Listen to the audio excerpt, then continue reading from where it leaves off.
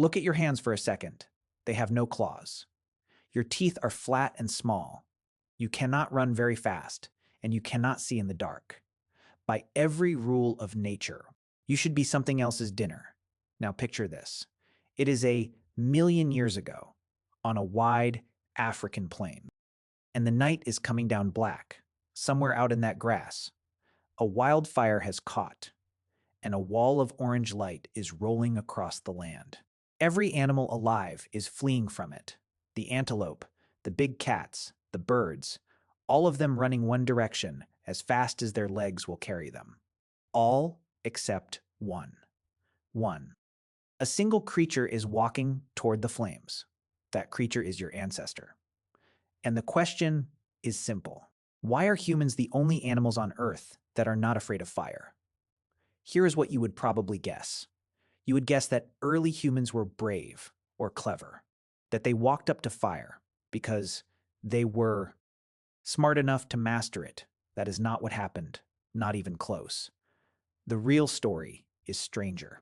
Fear of fire is one of the oldest and most reliable instincts in the entire animal kingdom. A deer does not need lessons to run from a flame. It simply runs.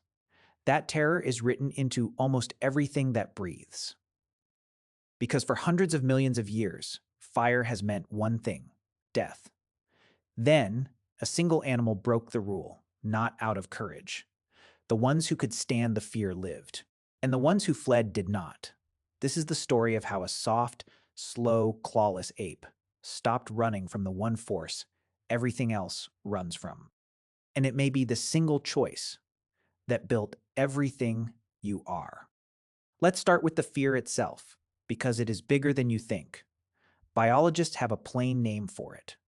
They call it an innate aversion to fire. And it turns up across nearly every animal we study. Wild horses, elephants, wolves, lizards, even insects. Show them a flame and they leave. Sit with what that means. A wildfire is one of the only events in nature where the hunter and the hunted run side by side. The lion does not stop to chase the gazelle. They are both just trying not to burn. For most living things, fire is not a tool and not a puzzle. It is a moving wall of death. And the only clever response is to already be somewhere else. Now, before we crown ourselves the only special animal on the planet, there is one strange exception, and it is only fair to admit it. In the grasslands of northern Australia, there are birds that appear to use fire on purpose. People call them firehawks. Black kites, whistling kites, and brown falcons. Aboriginal communities have described this for generations, and scientists wrote it up in 2017. A bird lifts a smoldering stick from the edge of a blaze, carries it in beak or talon, and drops it into dry grass, a short way off. The fresh fire flushes out lizards and mice, and the birds dive in to feed. So a handful of animals will spread fire. But notice the thing not one of them can do. No creature on Earth can make fire from nothing, not a single one. And that is exactly where humans step out, completely alone. So when did our side of the story begin? For the oldest solid clue, we travel to a cave in South Africa named Wonderwork. Deep inside it, far from the mouth, researchers found burnt animal bone and the fine ash of burnt plants, resting in dirt that is about 1,000,000 years old. Deep inside is the part that matters. Lightning does not strike 100 feet underground. A grass fire does not blow ash that far into a hillside. Something carried fire into that cave on purpose, roughly 1,000,000 years ago. And the leading suspect is an early human called Homo erectus. Not us. An older cousin, smaller brain, heavy brow, already sitting beside a flame. But here is where we have to slow down and be careful, because this is precisely the kind of claim that gets stretched too far. Finding burnt bone underground tells us these hominins used fire. It does not prove they could light it. There is a world of difference between the two. Snatching a burning branch from a wildfire is one thing. Keeping that flame alive for days. Feeding it. Carrying a hot ember when you move camp. and finally learning to strike a brand new spark yourself. That is a whole other level of control. There are even older claims, closer to 1.5 million years, from sites in Kenya, but most researchers treat those as unsettled, since natural blazes can leave very similar marks. So we hold it loosely. And honestly, right about now, a fair objection is probably forming in your head. You might be thinking, wait, this sounds like humans patting themselves on the back. Birds use fire. Early hominins may have just gotten lucky near wildfires. Maybe calling ourselves the fire species is pure flattery. That is a strong objection. And part of it is correct. Firehawks are real. The earliest evidence really is blurry. And yes, we almost certainly began by stealing fire from the wild instead of inventing it. But here is what survives that challenge. No other animal keeps a fire alive, night after night. No other animal builds a home around one. No other animal reshapes its own body and its whole society to fit the flame. Grabbing a burning stick is luck. Tending a hearth every night for hundreds of thousands of years is control. Only one animal ever managed that, and you are descended from it. So let's follow the fire from a lucky accident to a genuine habit. For that, we hunt for hearths. A hearth is a fireplace used over and over in the same spot, and it leaves a very particular fingerprint in the ground.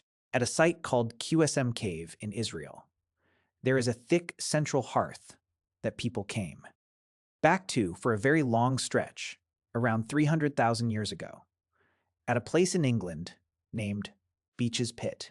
There are scorched patches close to 400,000 years old. This is the turning point. Fire is no longer something you stumble across in the wild. It now lives in the home, in the same corner, every single night.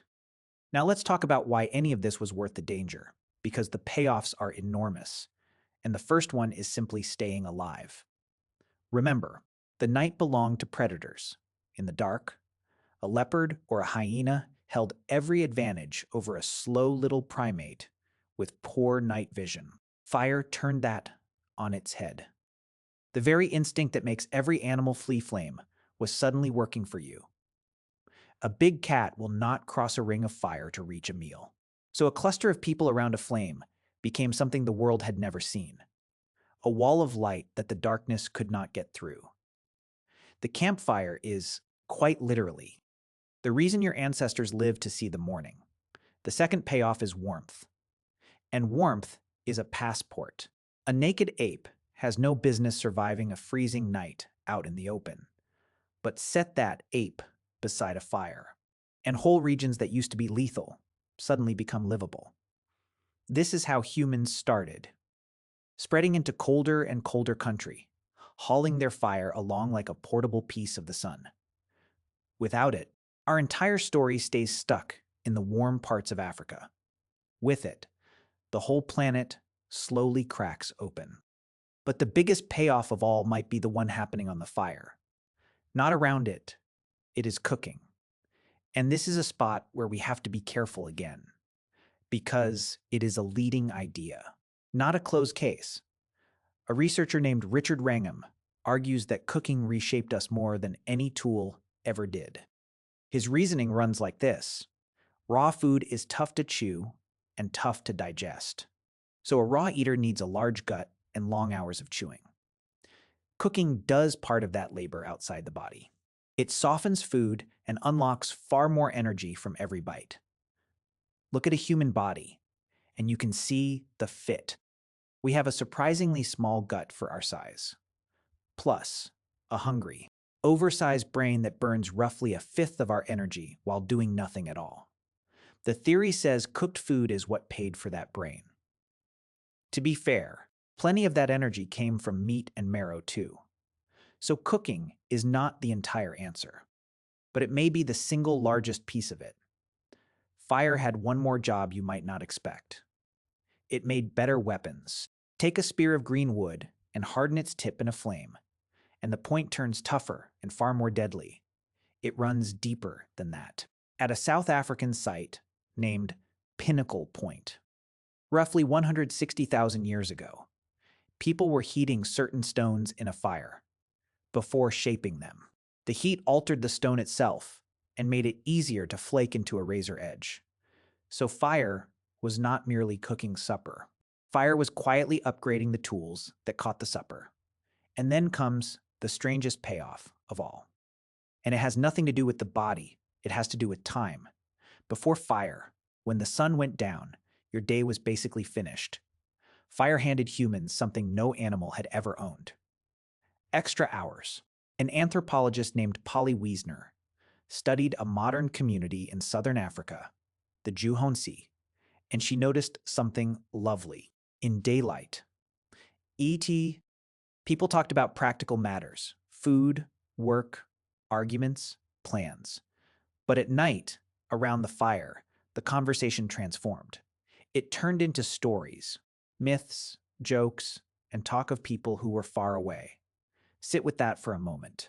The firelight may have opened the very space where imagination got to stretch its legs. The place where a species first learned to tell stories about a world beyond the one right in front of its eyes. Which finally carries us back to the question we started with. If fire is so terrifying to every other animal, why on earth are we so calm beside it? And here is the best answer researchers can offer, framed honestly as the leading idea rather than a proven fact. Picture a band of early hominins near a wildfire. Most of them feel that ancient terror and bolt, exactly like the antelope did. But a few, for whatever reason, feel it slightly less. They hesitate. They edge closer. They grab a burning branch instead of running. Those few get everything: warmth, safety, cooked food, sharper tools, longer nights. They survive more often. They raise more children. And those children inherit the same slightly quieter fear. Repeat that for tens of thousands of generations, and the terror gets gently bred away. We did not defeat our fear of fire with bravery. We are simply the great-grandchildren of the ones who happened to be born a little less afraid. And yet, for all of that, there is a hole in this story we may never fill. We do not know who first made fire. We do not know the moment it happened or the hand that did it. There was no lone inventor. There is no first spark preserved in the dirt, no diary, no name. All we will ever hold is ash, burnt bone, and hearths that seem to show up already built, as though fire simply arrived one day on its own. The most important technology in the history of our kind, the thing that may have grown our brain and lit our imagination, has no origin scene we can actually watch. We are utterly certain it happened, and we are permanently in the dark about how it began. So let's pull all the way back. We like to think of fire as a cozy little thing. Warmth on a cold evening. A candle on a cake, something gentle. But that is not what fire was. Fire was the bargain that made us. It fed the brain that is reading these words. It raised the wall of light that kept our ancestors alive long enough to have you. It gave us the long, dark hours where stories, and perhaps imagination itself, were born. Almost everything you think of as being human sits downstream of one animal refusing to run. So return to that plain. A million years ago, the night is black, the grass is burning, and the whole living world is stampeding away from the light in one terrified wave. All except a single small, soft, clawless creature, walking calmly the other way toward the fire. And now you know something about that creature. It never knew about itself. Every other animal still runs. You are the one who stayed, and the fire has been yours ever since. It is a strange thing, being the creature that made peace with the one force everything else fears.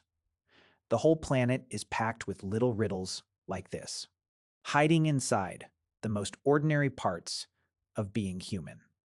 Stick around, and we will keep pulling on them, one quiet thread at a time.